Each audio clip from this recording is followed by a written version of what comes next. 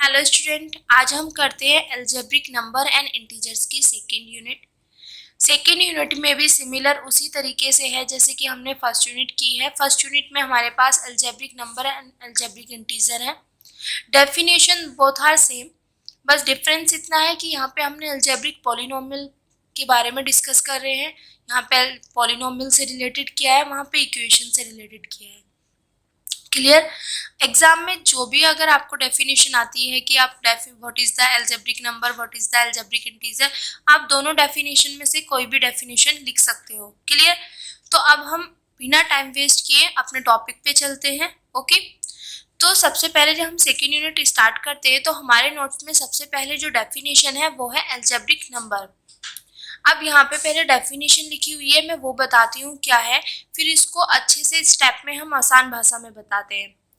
A number alpha belongs to C. C मतलब complex number, मतलब हमारे पास कोई भी number alpha is called a algebraic number. उसको अलजेब्रिक नंबर हम कब कहेंगे? If there exist a polynomial. यहाँ पे हमारे पास एक पॉलिनोमियल एग्जिस्ट करेगी, किस तरीके की? ए एन एक्स की power n plus a n minus one x की power n minus one plus so on plus के ए नोट।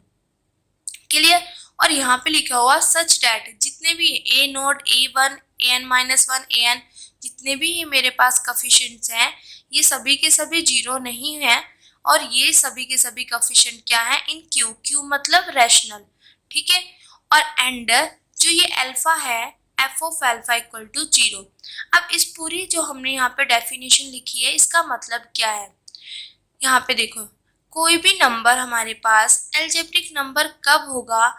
जब हमारे पास वहाँ पे एक पॉलिनोमियल एग्जिस्ट करे जिसके जो हमारे पास कफिशिएंट है वो सभी के सभी जीरो ना हो, और उनमें जो है वो कफिशिएंट और क्या हो? रैशनल हो। और वो अल्फा इस पॉलिनोमियल को क्या करे? सेटिस्फाई। इसका मतलब क्या होता है कि अगर मैं इस पॉलिनोमियल में x की जगह अल्फा पुट करूं तो मेरे पास ये पूरी की पूरी इसकी वैल्यू क्या बन जाए? जीरो बन जाए। क्लियर।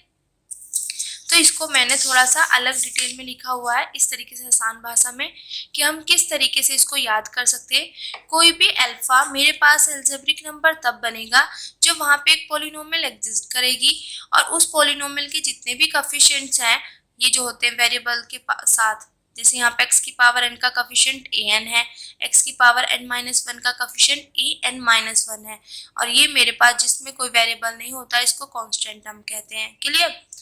तो ये सारे के सारे मेरे पास जो कफिशिएंट है ए नोट, यहाँ पे ए वन होगा कहीं, सो ऑन करके ए एन, ये सभी के सभी कफिशिएंट नॉट ऑल जीरो, और ये सभी के सभी कफिशिएंट क्या है? रैशनल है।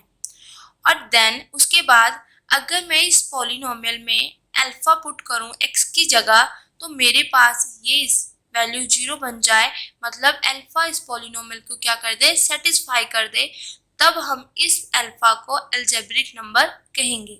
क्लियर।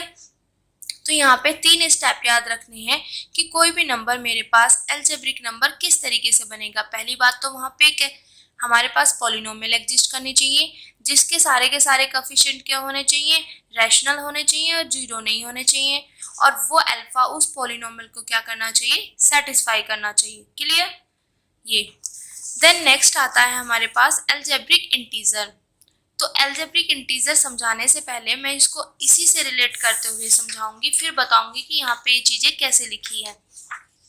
देखो, जैसे कि मैंने अभी पढ़ा है अलजेब्रिक नंबर, अलजेब्रिक नंबर में भी कुछ इसी तरीके से था, सिर्फ एक स्टेप यहाँ पे बढ़ेगा और कुछ टर्म्स यहाँ पे चेंज होंगी। कैसे? कोई भी नंबर हमारे पास अलजेब्रिक इंटीजर कब बनेगा?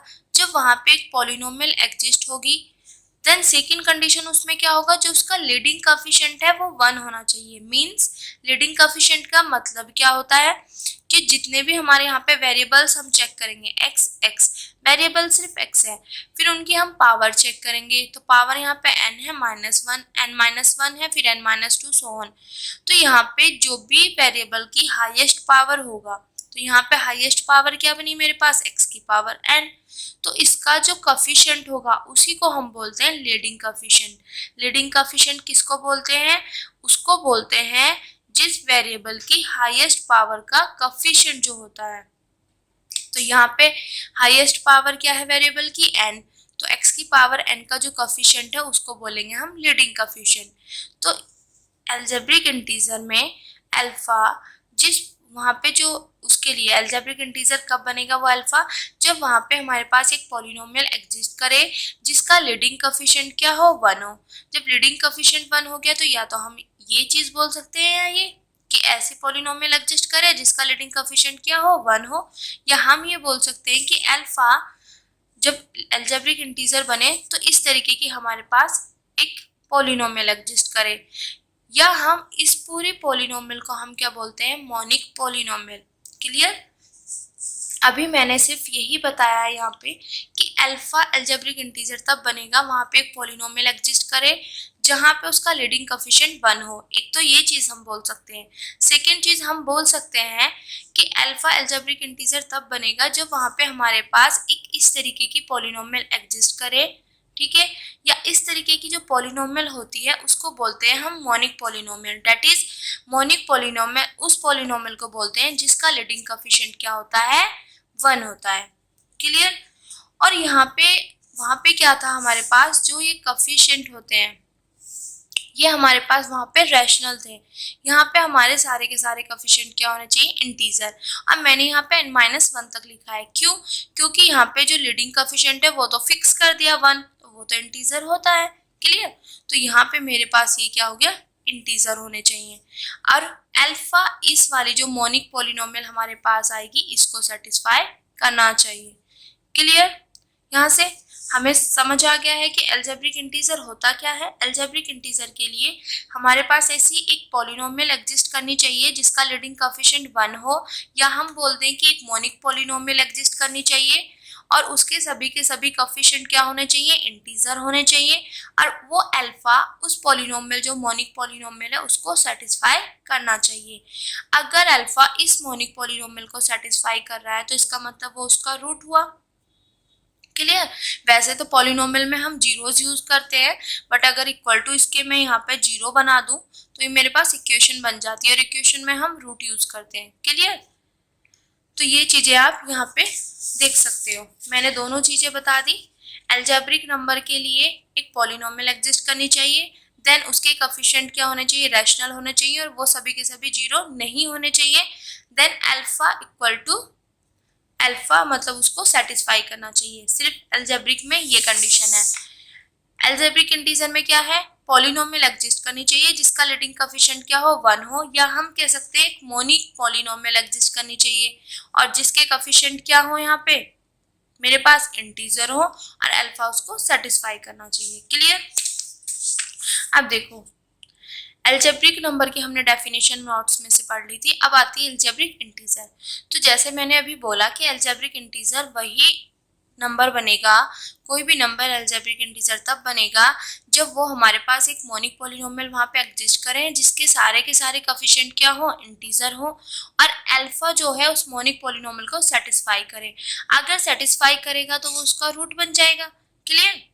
यहाँ से, या हम दूसरी भाषा में कह सकते हैं कि alpha is an algebraic integer होगा जब वो इस पॉलिनोमियल को सेटिस्फाई करे जिसको हम मोनिक पॉलिनोमियल बोलते हैं। जैसा कि मैंने पूरी डिटेल में बताया है, मोनिक पॉलिनोमियल में लीडिंग कोफिशिएंट जो होता है पॉलिनोमियल का वो क्या होता है हमारे पास 1 होता है।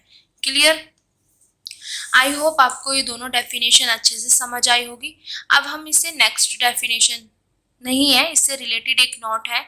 क्या यहाँ पे लिखा हुआ है कि ऑल एल्जेब्रिक इंटीजर, जितने भी एल्जेब्रिक इंटीजर होते हैं वो सभी के सभी एल्जेब्रिक नंबर होते हैं, but converse is not true. Converse true नहीं है। तो अगर इसको हम सिंपली समझें कैसे, जैसे कि हम छोटी क्लासेस में पढ़ के आ चुके होते हैं क्या कि हर एक इंटीजर नंबर हमारे पास क्या होता है रैशनल नंबर होता है, कि जितने भी इंटीजर्स होंगे वो ऑलरेडी रैशनल होंगे, पर रैशनल को हम इंटीजर नहीं कह सकते। क्लियर? तो जब हम यहाँ पे पढ़ते हैं एल्जेब्रिक नंबर में, तो एल्जेब्रिक और एल्जेब्रिक दोनों में देखो यहाँ पे कंपैरिजन करना क्या क्या डिफरेंस है। क्लियर? देखो ये एल्जेब्रिक नंबर है, ये एल्जेब्रिक इंटीजर है। यहाँ पे भी हमारे पास एक पॉलिनोमियल एग्जिस्ट कर रही है, यहाँ पे भी एक पॉलिनोमियल एग्जिस्ट कर रही है। यहाँ पे जो पॉलिनोमियल एग्जिस्ट की है यहाँ पे, उसके सारे के सारे कोफिशिएंट क्या है, रैशनल है। बट यहाँ पे जो पॉलिनोमियल एग्जिस्ट कर रही है उसके सारे के सारे कोफिशिएंट क्या है, इंटीजर है। और साथ ही यहाँ पे जो ये लीडिंग कोफिशिएंट है वो क्या है, मेरे पास 1 है। क्लियर। और एफ ऑफ एल्फा यहाँ पे भी सेटिस्फाई कर रहा है और यहाँ पे भी, तो ये चीज तो मेरा काम हो गया। क्लियर। और यहाँ पे भी पॉलिनोमियल एग्जिस्ट कर रही है, यहाँ पे भी, तो ये जो दो चीज तो मेरे पास सेम सेम है। सिर्फ डिफरेंस क्या है, यहाँ पे जो कोफिशिएंट्स हैं वो रैशनल में है, यहाँ पे जो कोफिशिएंट्स हैं वो मेरे पास इंटीजर में है। क्लियर। तो मैंने अभी बताया कि जितने भी इंटीजर कोफिशिएंट्स, जो इंटीजर्स होते हैं वो सभी रैशनल होते हैं। तो इसका मतलब जब यहाँ पे जो भी कोफिशिएंट इंटीजर में है तो वो सभी के सभी रैशनल भी तो बन जाएंगे। ठीक है, मैंने अभी बताया ना कि जितने भी इंटीजर्स नंबर होते हैं वो रैशनल नंबर्स होते हैं। तो ये जब सबके सब इंटीजर्स हैं तो ऑब्वियसली ये रैशनल भी होंगे। तो यहाँ पे रैशनल वाली चीज मेरे पास हो गई कि ये सभी के सभी मेरे पास रैशनल वाली कंडीशन भी सेटिस्फाई करेंगे। अब चेक करते हैं, हम ये देखते हैं कि अलजेब्रिक इंटीजर अलजेब्रिक नंबर कैसे बनते हैं। पहली कंडीशन तो यही सेटिस्फाई होगी।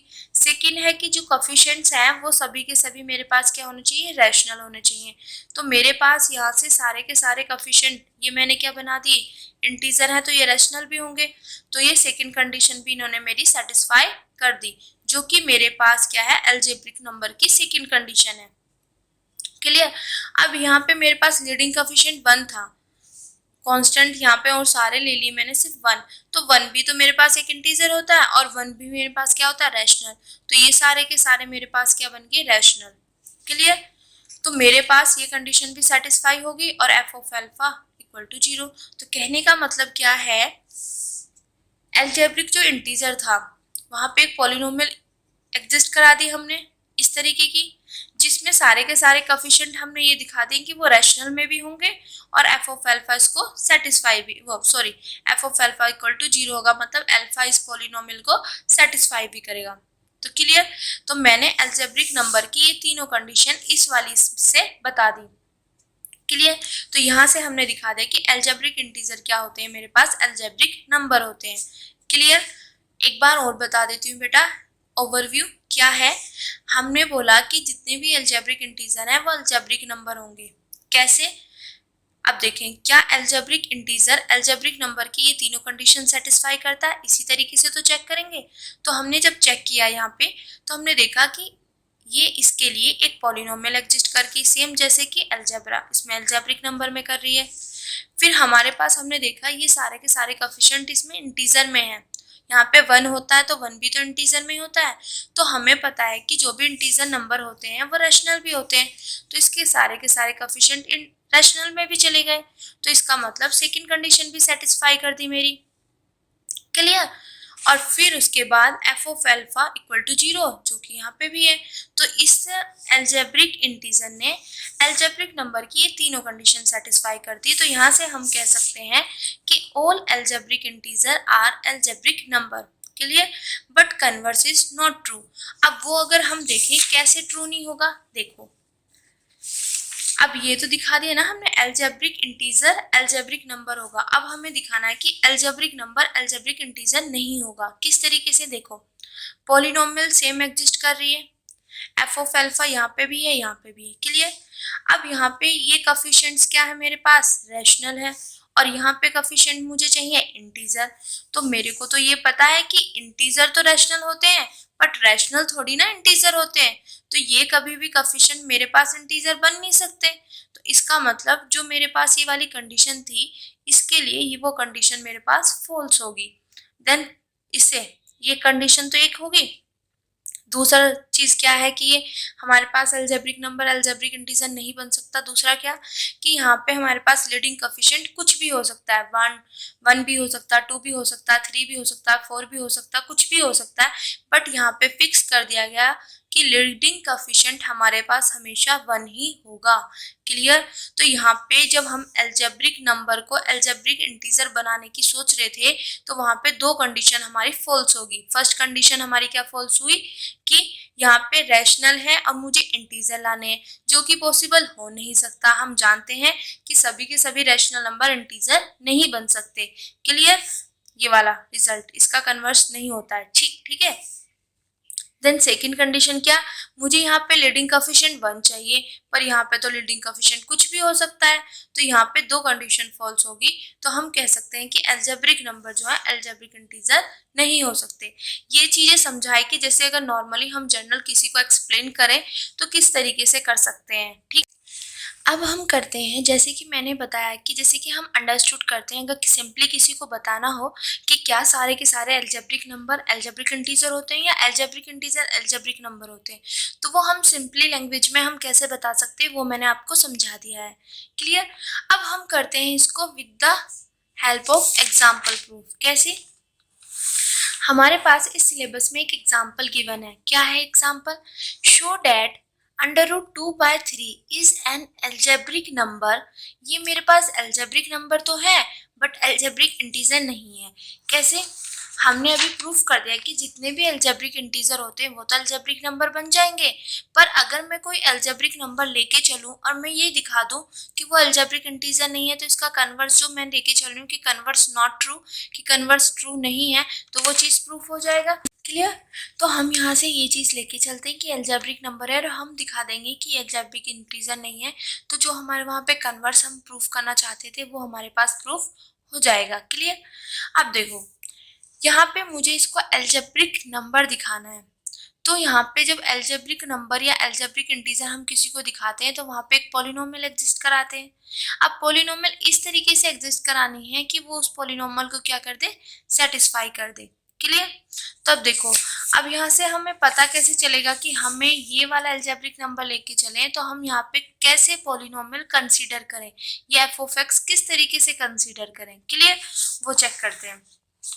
देखो हमने माना √2/3 ये है मेरे पास, ठीक है। तो इससे रिलेटेड मुझे यहाँ पे ये जो मैंने कंसीडर की है पॉलिनोमियल, ये किस तरीके से मानी है वो मैं ट्रिक बता रही हूँ किस तरीके से हमें समझना है, क्योंकि इसको क्रैमिंग नहीं करना है कि ये मैंने लिया अलजेब्रिक नंबर तो ये पॉलिनोमियल इस तरीके से मुझे सेट करनी, नहीं, इसकी ही हेल्प से मैं ये पॉलिनोमियल ले आऊंगी, क्लियर। मैंने मान लिया x इक्वल टू दिस है तो ये माइनस में इधर आ जाएगी, क्लियर। अब देखो इसकी मल्टीप्लाई करो यहाँ पे, टेकिंग एलसीएम, यहाँ पे 3x माइनस √2, ये अपॉन में 3 होगा इक्वल टू 0, ये इधर जाके मेरे पास क्या बन जाएगा 0, क्लियर। अब यहाँ पे मैंने ये 3x रखा, ये माइनस में इधर जाके ये प्लस में।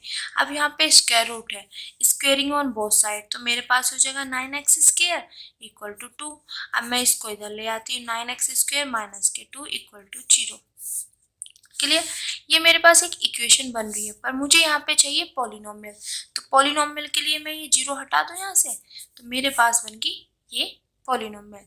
तो यहाँ से इसी जो हम यहाँ पे लेके चल रहे हैं अलजेब्रिक नंबर, इसी नंबर से मैंने इसकी पॉलिनोमियल बना दी कि ये जो हमारे पास यहाँ पे रूट है या जीरोज है, किस पॉलिनोमियल का जीरोज है, ये इस पॉलिनोमियल का, क्लियर। इसी तरीके से तो निकालते हैं कि अगर यहाँ पे ये पॉलिनोमियल है और मैं इसका जीरोस फाइंड करूंगी तो इसको इक्वल टू 0 लूंगी, फिर इसको सॉल्व करूंगी तो यहाँ से मेरे पास इसकी वैल्यू ये आ जाएगी, तो क्लियर। तो इसी तरीके का एक फैक्टर बन जाता है, x इक्वल टू दिस आ जाता है, तो इक्वल टू दिस है तो माइनस में ले आएंगे, टेकिंग एलसीएम सॉल्व किया तो मेरे पास ये वाली इक्वेशन आई थी यहाँ पे, पर मुझे पॉलिनोमियल चाहिए तो मैंने ये वाली मेरे पास पॉलिनोमियल बनेगी, क्लियर।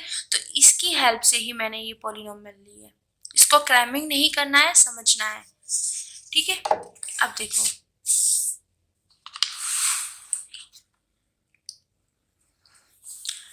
यहाँ मैंने कंसीडर कर लिया कि इसको अलजेब्रिक नंबर में ले शो कर दूंगी कि ये अलजेब्रिक वाला वो है और नॉट अलजेब्रिक इंटीजर, ये मुझे करना है कि ये अलजेब्रिक नंबर तो है बट अलजेब्रिक इंटीजर नहीं है। तो मैंने यहाँ पे कंसीडर करी the polynomial F of x 9x square minus 2, किस तरीके से करी मैंने कि ये इसको सेटिस्फाई कर दे, इसी की हेल्प से बना दी, अभी बताया ना, ठीक है। अब देखो यहाँ पे belong to Q of x, अब कैसे, ये जो मेरे पास है 9 है 2 है, ये जो कोफिशिएंट है ये रैशनल भी तो है, तो जब रैशनल है तो ये इसी से पॉलिनोमियल आएगी, क्लियर। अब देखो इसमें मैंने पुट किया ये x की जगह। जब x की जगह ये पुट किया मैंने तो f ऑफ अल्फा मैंने यहाँ पे x की जगह पुट किया तो ये √2 का क्या हो जाएगा 2 और 3 का हो जाएगा 9, 9 से 9 कैंसिल, 2 माइनस 2 इक्वल टू 0 आ जाएगा। तो इस वाले ये जो वैल्यू है x की इसने इस पॉलिनोमियल को क्या कर दिया सेटिस्फाई कर दिया। अब देखो यहाँ से मैं कह सकती हूँ कि √2/3 क्या हो गया मेरे पास अलजेब्रिक नंबर। यहाँ पे देखो तो मैंने यहाँ पे ये चीज़ दिखा दी कि ये जो है अलजेब्रिक नंबर बन गया। कैसे? हमने यहाँ पे शो करना था कि ये अलजेब्रिक नंबर होगा बट अलजेब्रिक इंटीजर नहीं होगा। तो सबसे पहले मैं इसको अलजेब्रिक नंबर बताऊंगी। तो अलजेब्रिक नंबर के लिए हमारे पास 3 कंडीशन होती है। पहली कंडीशन क्या होती है कि वहाँ पे कोई पॉलिनोमियल एग्जिस्ट करना चाहिए। सेकेंड कंडीशन होती है कि जो उसके कोएफिशिएंट है वो रैशनल होने चाहिए। थर्ड कंडीशन है कि जो यहाँ पे हम ले रहे हैं f ऑफ अल्फा बराबर 0 आना चाहिए। तो जो ये नंबर होगा वो मेरे पास अलजेब्रिक नंबर बन जाएगा। तो इस नंबर ने ये तीनों कंडीशन सेटिस्फाई कर दी। तो यहाँ से हम कह सकते हैं कि ये क्या हो गया मेरे पास अलजेब्रिक नंबर। क्लियर? और यहाँ पे ध्यान क्या रखना है कि जो हमने यहाँ पे पॉलिनोमियल एग्जिस्ट कराई है वो इसी की हेल्प से ली है। अलग रफली आप इसको कर सकते हो। क्लियर? अब देखो मैंने इसको अलजेब्रिक नंबर तो प्रूफ कर दिया, तीनों कंडीशन सेटिस्फाई होगी ना। अब मेरा काम है कि अलजेब्रिक इंटीजर नहीं होगा तो मैं इसको कंट्राडिक्शन से प्रूफ करूंगी। मैं मान लेती हूँ कि अलजेब्रिक इंटीजर होगा। अब सिंपल सी चीज है, अलजेब्रिक इंटीजर होगा तो वहां पे हमारे पास कोई ना कोई मोनिक पॉलिनोमियल एग्जिस्ट करेगी। यही तो डेफिनेशन है अलजेब्रिक इंटीजर की कि कोई भी नंबर हमारे पास अलजेब्रिक इंटीजर है तो वहां पे एक मोनिक पॉलिनोमियल एग्जिस्ट करती है। मोनिक का मतलब क्या होता है? उस पॉलिनोमियल का लीडिंग कोएफिशिएंट 1 होता है। देन उसके बाद क्या कंडीशन होती है कि जो उसके कोएफिशिएंट है वो क्या होने चाहिए इंटीजर। यहाँ पे तो रैशनल होने चाहिए अलजेब्रिक नंबर के लिए, पर अलजेब्रिक इंटीजर के लिए वो क्या होने चाहिए हमारे पास इंटीजर। ठीक है, अलजेब्रिक इंटीजर के लिए कोएफिशिएंट क्या होना चाहिए इंटीजर। तो यहाँ पे अगर ये अलजेब्रिक इंटीजर है तो यहाँ पे एक पॉलिनोमियल एग्जिस्ट करेगी जिसके सारे के सारे कोएफिशिएंट क्या है इंटीजर। ठीक है, ये इंटीजर वाला उससे सेट होता है, वहीं से एक पॉलिनोमियल लेंगे। तो हमने मान लिया कि वो जो मोनिक पॉलिनोमियल है वो क्या है gx। क्लियर? तो वो हमने मान लिया x की power n plus bn-1 x की power n-1 so on b not. ठीक है, अब यहाँ पे ये 1 क्यों लिया? क्योंकि मोनिक पॉलिनोमियल मैंने बताया था मोनिक पॉलिनोमियल वही होती है जिसका लीडिंग कोएफिशिएंट 1 होता है। तो लीडिंग कोएफिशिएंट 1 हो गया। अब ये जो है अलजेब्रिक इंटीजर है इस पॉलिनोमियल का, अलजेब्रिक इंटीजर है तो यहाँ पे ये चीज हो गया कि सारे के सारे कोएफिशिएंट क्या है इंटीजर है लीडिंग, और ये मोनिक पॉलिनोमियल है। देन एक कंडीशन और होती है कि ये इस पॉलिनोमियल को क्या करेगा सेटिस्फाई करेगा। अब देखो ये वाला अल्फा इस पॉलिनोमियल को क्या करेगा सेटिस्फाई करेगा। या तो आप पहले आप अल्फा रख दो या डायरेक्ट इसकी वैल्यू रख सकते हो √2/3 की, क्योंकि इसका अलजेब्रिक इंटीजर है। जैसे ही मैंने यहाँ पे x की जगह यहाँ पे रखा √2/3 तो मैंने √2/3 यहाँ पे रखा और यहाँ पे देखो x की जगह √2/3 bn-1 x की जगह √2/3 और सिंपल ही। अब यहाँ पे इसकी जगह मैंने 0 लिखा हुआ है। क्यों? क्योंकि अगर मैं इसमें जैसे कि हम अभी बताते थे कि अगर मेरे पास एक पॉलिनोमियल है इसमें ये अल्फा पुट कर देती हूँ तो 0 आ जाता है। तो यहाँ पे √2/3 इसमें पुट करते ही मेरे पास तो 0 देगा ना, तो इसकी वैल्यू मेरे पास क्या आ जाएगी 0। तो ये 0 रख दिया। क्लियर यहाँ से?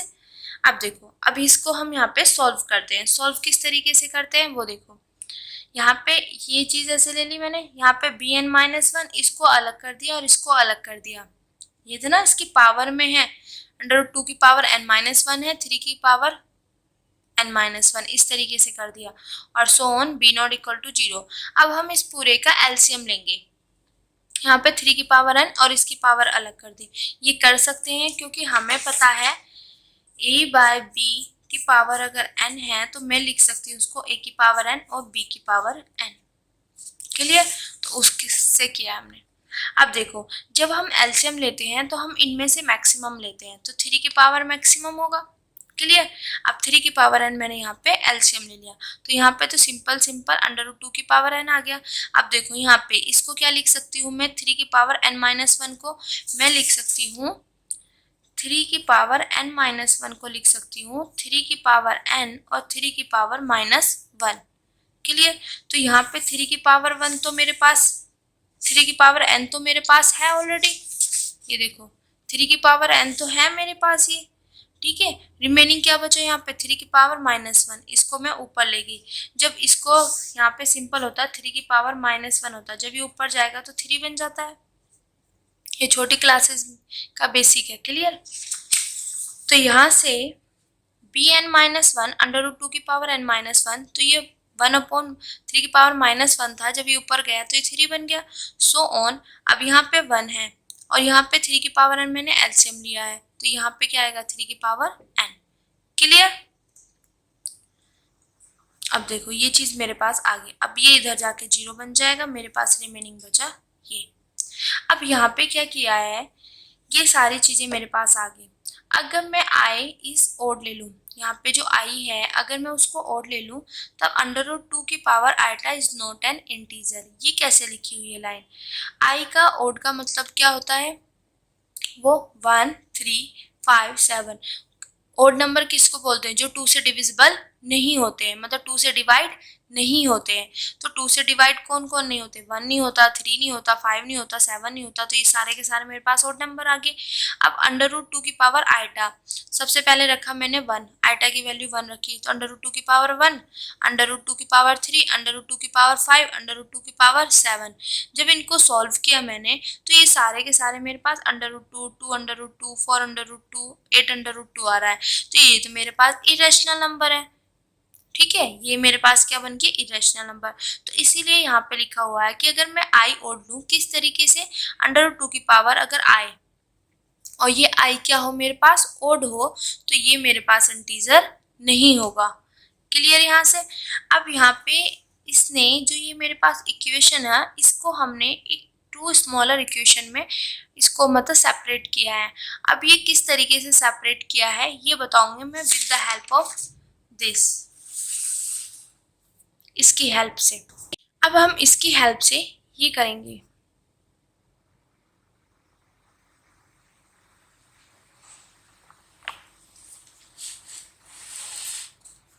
ये समझने के लिए है, ऐसा नहीं कि आपको ये एग्जाम में थ्योरम के बीच में लिखना, नहीं, ये किसी को आप समझाओगे या समझने के लिए है कि ये जो हमने यहाँ पे सेपरेट किया है, ये जो इस तरीके से इक्वेशन बनाई है वो किस तरीके से बनाई है वो बताएंगे। क्लियर? अब देखो 4n बराबर 5, यहाँ पे मैं एक बार क्या करूँगी, एक बार n की वैल्यू ओड लेके चलूँगी, एक बार इवन।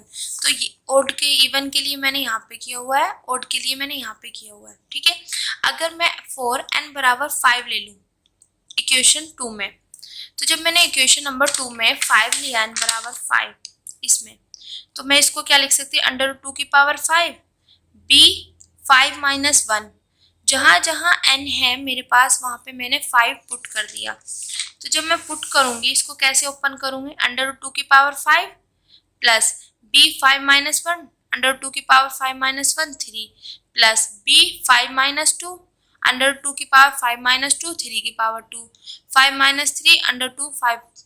इस तरीके से हम करते चले गए और कहाँ तक किया? जब तक हमारे पास कांस्टेंट टर्म नहीं आती। अंडर रूट 2 की पावर यहाँ पे क्या b 5 माइनस 1 b नॉट बन जाएगा, और ये अंडर 2 की पावर 5 माइनस 5, तो यहाँ से हो जाएगा अंडर रूट 2 की पावर 0। और किसी की पावर 0 होती है तो उसको हम क्या बोलते हैं? देखो इसको किस तरीके से ओपन किया गया है। मेरे पास इक्वेशन थी इक्वेशन नंबर 2। ठीक है, तो इसको यहाँ पे देखो मैंने लिखा यहाँ पे n बराबर 5। क्लियर? तो यहाँ पे जब मैंने 5 रखा तो ये सोन चलती चले जाता है। ठीक है, तो मैंने यहाँ पे जब 5 रखा तो यहाँ पे लास्ट में मुझे तब रुकना है जब मेरे पास यहाँ पे 0 आ जाए। तो मेरे पास अंडर रूट 2 की पावर 5 यहाँ पे लिया मैंने, प्लस यहाँ पे b 5 माइनस 1। अब यहाँ पे इसको बनाने के लिए 5 माइनस 1 हो गया, तो नेक्स्ट आप लिखोगे, अभी रुक जाओ, 5 minus 2 plus 5 minus 3 plus 5 minus 4 plus के b 5 माइनस 5। कहाँ तक करना? जब मुझे लास्ट में यहाँ पे 0 मिल जाए, तो इसको मैं लिख सकती हूँ b 0। तो ये सारी टर्म मैंने यहाँ पे लिखनी है। अब देखो यहाँ पे √2, यहाँ पे n-1 है तो यहाँ पे भी n-1 है, तो यहाँ पे 5-1, यहाँ पे 3। जब आगे हम बढ़ेंगे तो यहाँ पे √2 की पावर 5-2 होगा, जो यहाँ है वही, और यहाँ पे जो रहेगा, यहाँ पे 1 था तो 3 की पावर 1, यहाँ पे 3 की पावर 2। सिमिलरली √2 की पावर 5-3, और जो यहाँ पे मेरे पास 3 आएगा, यहाँ पे इसकी पावर 3। सिमिलरली इसको करेंगे हम, √2 की पावर 5-4 सॉरी, और यहाँ पे 3 की पावर 4, और यहाँ पे आएगा √2 5 की पावर 5, और यहाँ पे 3 की पावर 5। अब यहाँ से जो मेरे पास नंबर बनेगा √2 की पावर 0 बनेगा, और किसी भी नंबर के पावर 0 होता है उसकी वैल्यू हमेशा 1 होती है। क्लियर? किस तरीके से बनाया?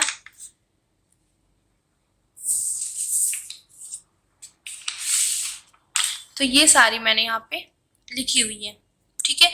आप और कोई नंबर भी ले सकते हो। यहाँ पे मैंने 5 इस तरीके से लिखी, थोड़ी सी मतलब ये टर्म्स ना थोड़ी सी बड़ी हो जाए। आप यहाँ पे 3 भी ले सकते हो, 7 भी ले सकते हो, अपने अकॉर्डिंग जो भी और नंबर आप लेना चाहो, ठीक है। फिर मैंने क्या किया, अब देखो ये सारी की सारी टर्म्स मैंने बना ली। अब इनको मैंने यहाँ पे सॉल्व कर लिया। जैसे यहाँ पे ना √2 की पावर 5 है, तो मैंने यहाँ पे इसको सॉल्व कर, ये b 5-1 b4 हो जाएगा, √2 की पावर 4, b3 √2 की पावर 3, ये b2 √2 की पावर 2, और यहाँ से b1 √2 की पावर, यहाँ पे क्या हो जाएगा, 1 है तो 1 एज इट इज √2, और यहाँ पे देखो √2 की पावर 0 आएगा तो वो मैंने बोल दिया था वो क्या होता है, मेरे पास 1 होता है। क्लियर? तो मेरे पास ये चीजें आ गई। अब यहाँ से हमने इनको इवन ऑड किस तरीके से दिया वो बताती हूँ। देखो यहाँ पे आई ओड कहाँ पे आ रहा है, यहाँ पे। अगर यहाँ पे मेरे पास ये ओड हो तो उसको हम ओड देंगे, अगर यहाँ पे ये आई इवन हो तो उसको इवन देंगे। क्लियर? तब देखो यहाँ पे तो है ही नहीं है, पहली बात। अभी इसको छोड़ देते हैं।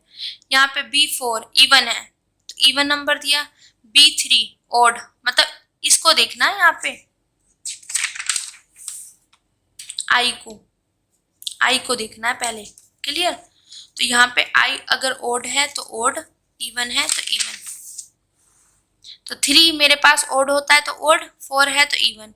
फिर यहाँ पे b2 इवन है, b1 ओड है, b0 इवन है। क्लियर? अब रहता है ये, इसको मैं ओड मैंने कैसे दिया, देखो जब यहाँ पे आई ओड था तो यहाँ पे √2 की पावर आई, यहाँ पे √2 की पावर आई, तो ये अगर यहाँ पे आई इसकी वैल्यू इवन होती तो इवन बोलते, ओड होगी √2 की पावर से, पहले इससे चेक करना bi से, फिर उसके बाद चेक करना इससे। तो यहाँ पे √2 की पावर अगर ओड हो तो ओड वाला, तो यहाँ पे √2 की पावर 5 है तो मतलब ओड है, तो ये टर्म मेरे पास क्या बनी, यहाँ से ओड। अब मैंने क्या किया, ओड टर्म्स एक साइड कर ली, इवन टर्म्स एक साइड कर ली। तो ओड ये हुई, दिस एंड दिस। इवन मेरे पास यहाँ पे ये है एंड ये है। अब देखो √2 की पावर 5 यहाँ पे है, √2 की पावर 3 यहाँ पे है, √2 यहाँ पे। तो इनमें अगर मैं कॉमन देखूं तो √2 सबसे यहाँ पे कॉमन आ रहा है, तो मैंने इसको कॉमन ले लिया। कॉमन लिया तो यहाँ पे √2 की पावर 4 हो गया, यहाँ पे 2 हो गया, और यहाँ से ये गया। तो मेरे पास अब यहाँ से कुछ भी चीजें कॉमन नहीं आ रही है, √2 कॉमन आ गया। अगर मैं इवन में देखूं तो यहाँ पे √2 नहीं है तो यहाँ से कुछ भी कॉमन नहीं आएगा। 3 नहीं लेना मेरे को कॉमन, यहाँ से सिर्फ √2 वाले टर्म्स को लेना है। क्लियर? अब देखो इन टर्म्स को मैं यहाँ से कंपैरिजन करती हूँ। मैंने लिया यहाँ पे समीशन आई ओड bi √2 की पावर i 3 की पावर n-1 इक्वल टू 0। यहाँ पे इसको दो इक्वेशन में डिवाइड किया गया, सबसे पहले ओड एंड इवन। ठीक है, जब हमने ओड का किया तो मेरे पास ये ओड वाली टर्म्स आ गई पूरी, ये समीशन में ही तो है, ऐड ही तो हो रही है, तो वही ऐड हो गई। जहाँ पे मेरे पास bi √2 की पावर i, और यहाँ पे अगर आप कंपैरिजन करोगे 3 की पावर n-1 3 की पावर n-1, तो वो वही फॉर्म बन रही है। फिर जब हमने ओड में देखा तो यहाँ से √2 कॉमन आ रहा है, तो इसी वजह से यहाँ से हमने लिखा है कि √2 कॉमन लिया। क्लियर। तो जब हमने इस वाली इक्वेशन को सोल्व किया, इसको सिंप्लीफाई किया with the help of example, तो हमारे पास दो तरीके की टर्म्स आई, एक ओड के लिए एक इवन के लिए, और उनमें भी समीशन था। जब हमने ओड वाला केस किया तो वहां से हमारे पास √2 कॉमन आ रहा है। क्लियर। जब इवन वाला केस किया हमने, वो है तो सेम ही सब चीजें, पर यहाँ पे √2 कॉमन नहीं आ रहा है। इतना क्लियर। इसकी हेल्प से हमने ये चीजें बनाई हैं, क्योंकि जब मैं इसको सिंप्लीफाई करूंगी with the help of example, दो तरीके की टर्म आएगी, एक ओड के लिए एक इवन के लिए। हमने उसको पार्ट में डिवाइड कर दिया, ये ओड है ये इवन है। ओड में जब हमने देखा तो इस तरीके की ही फॉर्म बन रही, इस तरीके की ही बनेगी, और जब इवन में देखा इस तरीके की बनेगी, पर ओड वाले में मेरे पास √2 कॉमन आ रहा है, इवन वाले में नहीं है। क्लियर। तो आई होप आपको ये इक्वेशन समझ आई होगी with the help of example मैंने बताया आपको। अब देखो यहाँ पे ये चीज लिखी हुई है, सिंस 3 डिवाइड 0, ये तो हमें पता है 3 डिवाइड करेगा 0 को, इसका मतलब क्या है कि 3 0 को डिवाइड कर रहा है। 0 को तो हर कोई नंबर डिवाइड कर देगा, पर 0 किसी को डिवाइड नहीं करता। इसमें और इसमें दोनों में फर्क है, ये अनडिफाइंड फॉर्म में ये होता है, तो इसकी वैल्यू मेरे पास 0 होती है। ठीक है, तो 0 को हर कोई नंबर डिवाइड करता है। अब यहाँ पे 3 डिवाइड कर रहा है 0 को। ठीक है, तो each sum above must be divisible by 3। अब देखो, अगर मेरे पास 3 इस 0 को डिवाइड कर रहा है, और ये मेरे पास LHS है, दिस इज RHS, अगर इसको मेरे पास 3 डिवाइड कर रहा है तो इस पूरी टर्म को भी 3 डिवाइड करेगा। क्लियर, समझ आ गया ना, क्योंकि ये इसके इक्वल है, यहाँ पे 3 से डिवाइड किया तो मतलब इस पूरे को भी तो 3 से डिवाइड करेगा।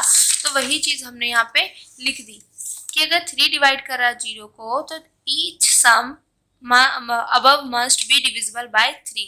तो जितने भी यहाँ पे हमारे पास ये सम है, ये भी मेरे पास क्या होंगे, डिविजिबल बाय होंगे 3 से।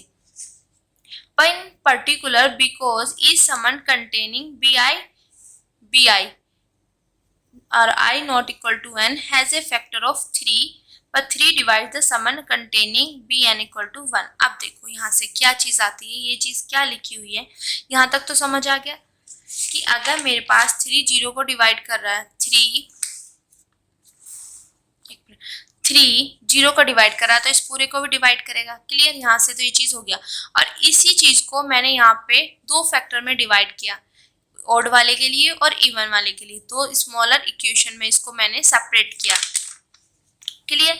तो अब देखो यहाँ पे इसको जब मैं एग्जांपल की हेल्प से मैंने बताया, तो इस इक्वेशन को मैं एग्जांपल की हेल्प से ही बताऊंगी। ओड और इवन वाला पोर्शन मेरे पास आ गया। अब देखो 3 से मतलब जब इसको सिंप्लीफाई करेंगे ना इस वाले टर्म्स को, तो कुछ इस तरीके की तो इक्वेशन बनेंगे मेरे पास।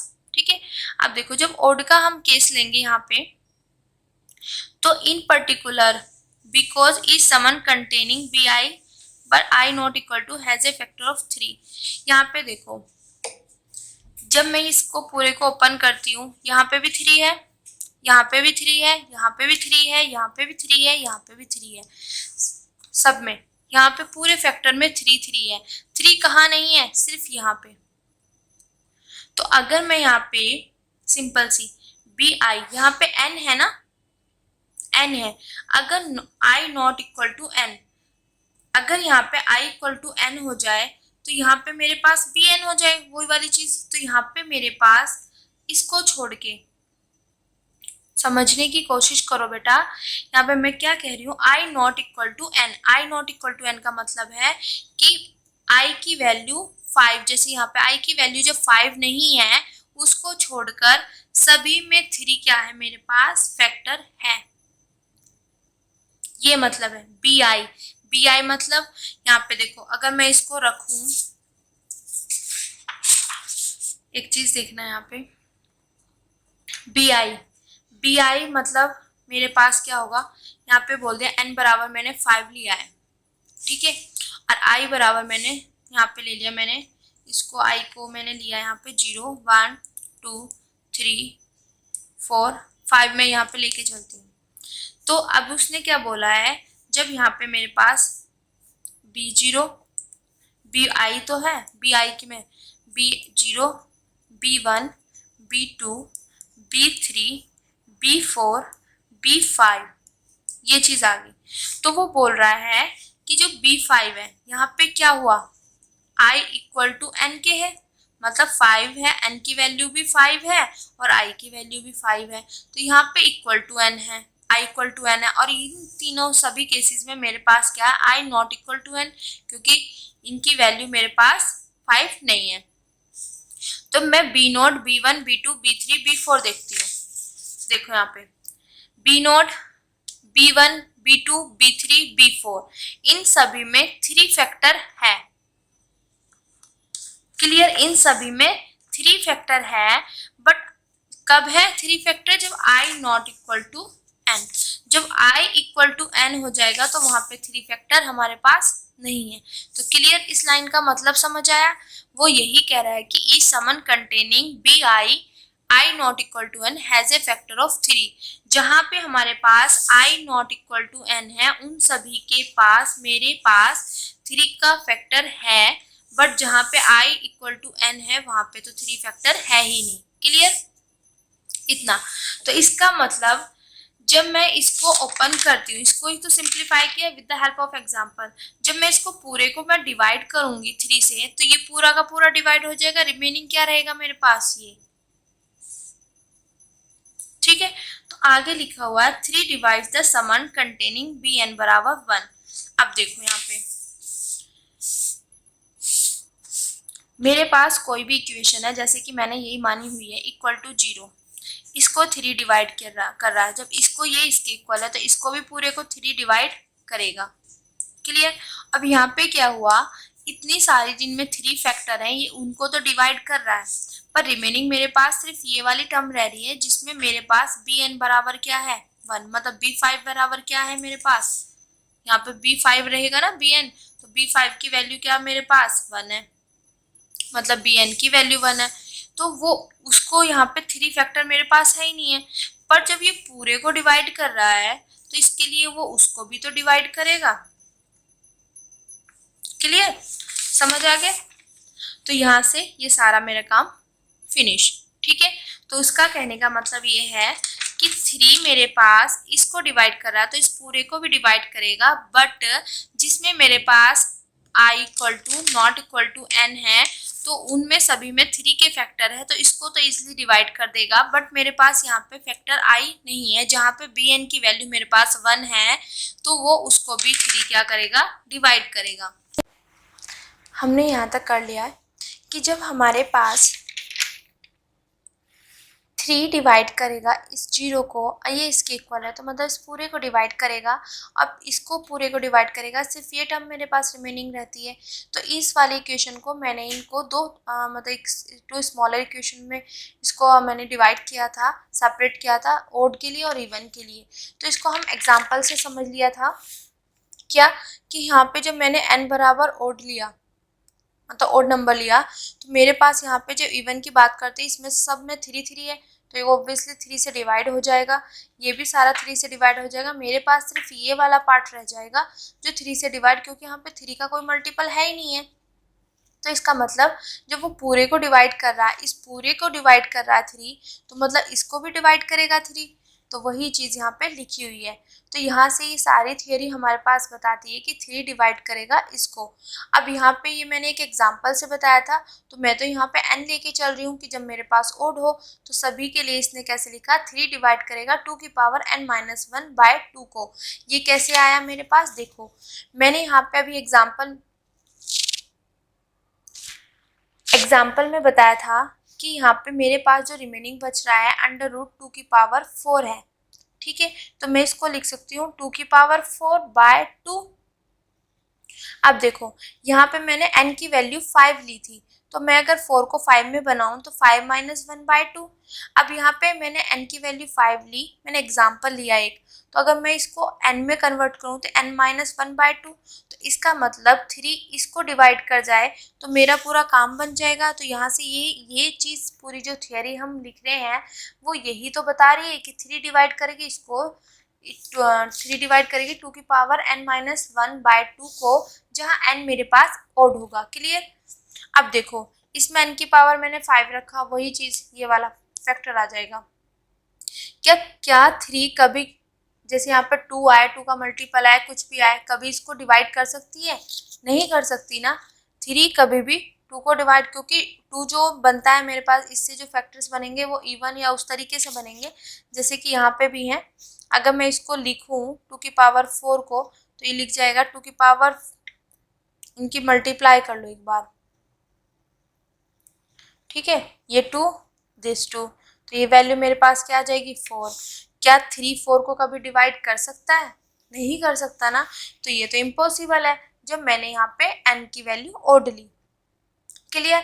अब यहाँ पे इन्होंने इवन के केस में लिखा हुआ है, वो मैं बता देती हूँ एग्जाम्पल के हेल्प से कैसे लिखा हुआ है। कि यहाँ पे तो 2 की पावर n-1/2 था, ये मैंने बता दिया, इसके हेल्प से लिखा हुआ है। अब ये कैसे लिखा हुआ है n/2,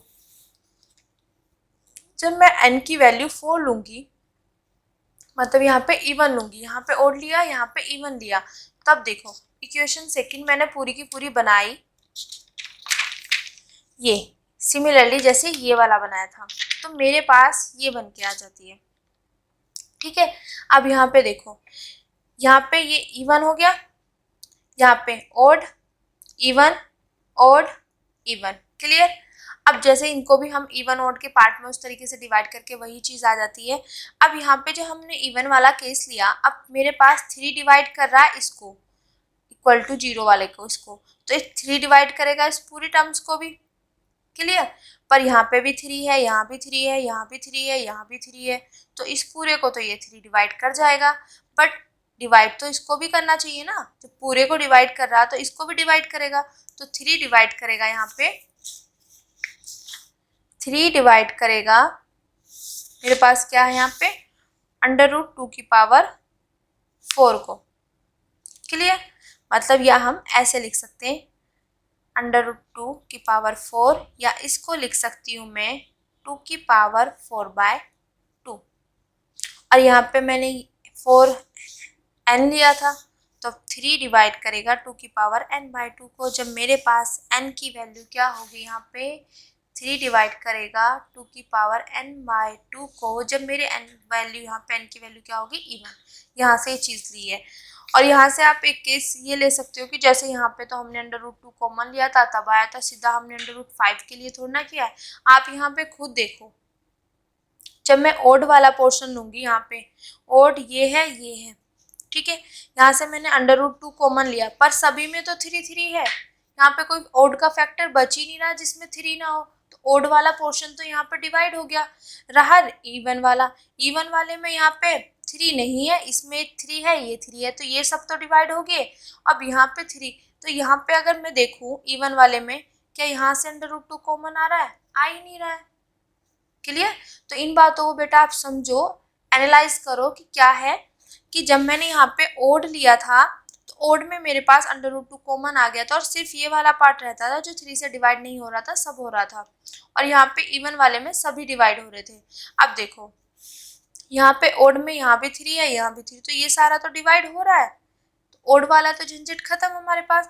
इवन में भी ये डिवाइड है, ये डिवाइड है, ये वाला डिवाइड नहीं है, और यहाँ पे √2 तो हम कॉमन ले ही नहीं सकते ना इवन में, ये पार्ट हुआ, ये पार्ट हुआ, यहाँ पे इवन, तो यहाँ पे √2 है ही नहीं जो मैं कॉमन लूँ, जो इससे लेस हो। ठीक है, तो यहाँ पे सिंपल ये अगर डिवाइड हो जाए मेरे पास 3 से, तो पूरा यही चीज बोला हुआ है कि अगर 0 डिवाइड कर रहा है, सॉरी 3 डिवाइड कर रहा है इस 0 को, तो वो इस पूरे को डिवाइड करेगा, और यहाँ से ये सारा डिवाइड हो रहा है, सिर्फ अगर ये डिवाइड हो जाए तो इसका मतलब यही तो कह रहा है कि 3 इसको भी डिवाइड करेगा। तो यहाँ से ये चीज़ निकल गई कि n जब मेरे पास ओड होगा तो 3 डिवाइड करेगा इसको, n जब n इवन होगा तो 3 डिवाइड करेगा इसको। अब मेरे बात बेटा, ना तो 3 इसको डिवाइड कर सकता है ना इसको, तो ये मेरे पास दोनों केस में फॉल्स हो गया। हमारी एजम्पशन जो हम मान के चले थे कि √2/3 हमारे पास क्या होगा, अलजेब्रिक इंटीजर होगा, ये मान के चले थे ना हम, तो ये मेरे पास कंट्राडिक्ट होगी, हमारी एजम्पशन क्या होगी, रॉन्ग होगी। तो इसका मतलब √2/3 हमारे पास अलजेब्रिक इंटीजर नहीं होगा। तो हमने प्रूफ कर दिया कि कोई भी अगर हमारे पास नंबर अलजेब्रिक नंबर है, तो वह जरूरी नहीं कि वह अलजेब्रिक इंटीजर हो। क्लियर बेटा?